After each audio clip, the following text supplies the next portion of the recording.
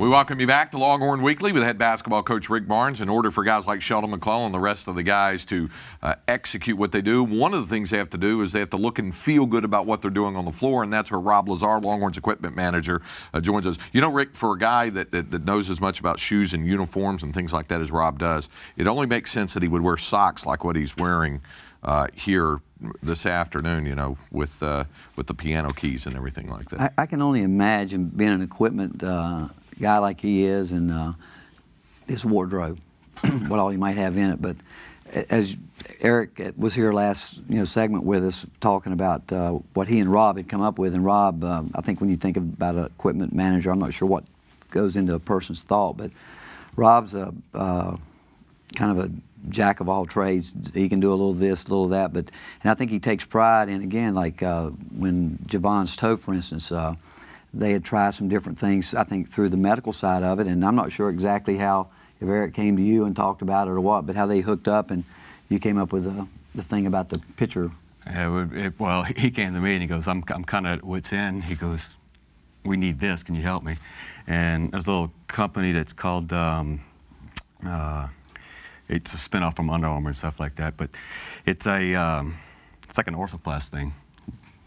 Crack it open, air gets to it, hardens up, but it's used a lot with turf toe. Baseball guys use it to, for protection, stuff like that, but it worked. So just a little something I had in my back pocket and helped out Javon. Is that some of what you do? Is that there's some experimentation as well as the knowledge of all the years accumulated? Hey, let's try this. I know this thing works. I know this works. Maybe together you combine it, stuff like that. Yeah, I mean, like Coach said, it's kind of the jack of all trades, and then pulling everything together and putting it to a one, and trying to.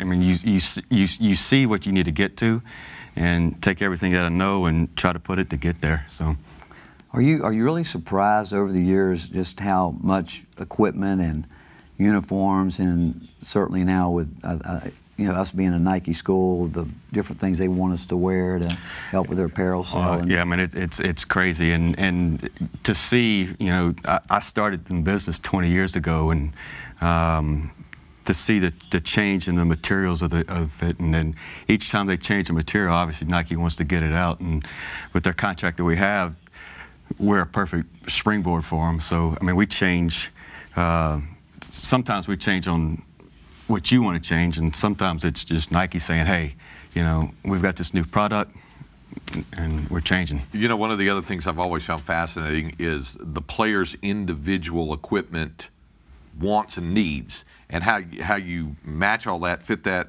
so that they feel comfortable with what they're doing on the floor, because ultimately that helps them, I guess, in some respects be more effective on the floor.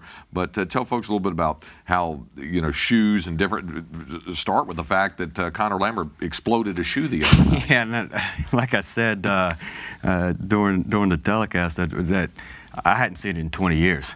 But each shoe is made on different lasts, and lasts is sort of like a chassis for a car. And everybody has different feet, so everybody's not going to fit in the same shoe. And with the Connor thing, he actually has one of his legs is actually a little shorter, so we've got to give him some lift. We take out the insoles that are in production with the shoe and put it in there. What happened was there's a little piece of plastic that's on it that cut the stitching. He plants wrong, cuts the stitch, and blows it out. So, I mean, it's crazy.